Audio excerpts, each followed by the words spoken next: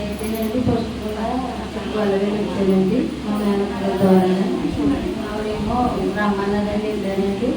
ఆ రోజే మా బాబుకి ఇంటర్వ్యూ వచ్చిందండి.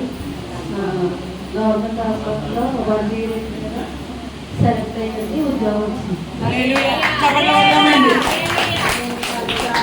మా చిన్నమ్మాయికి ఒంట్లో బాగాలేదండి. సో అక్కడ నేను మీ అబ్బాయికి జాబ్ వస్తుంది అని చెప్పడం ప్రవచనం కూడా జరిగింది.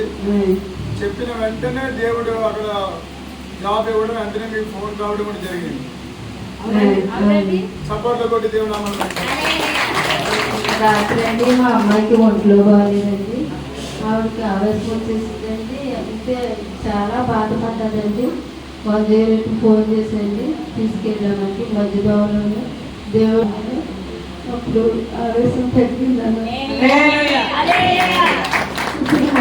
రాత్రి యూజ్ అయ్యి తీసారండి.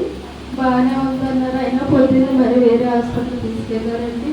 నేనైతే రాత్రి అక్కడ ఉండిపోవాలేమో, ఈ 9 వారాలు రాలేనేమో అనుకున్నానండి. దేవుడు నన్ను దర్శించాడు.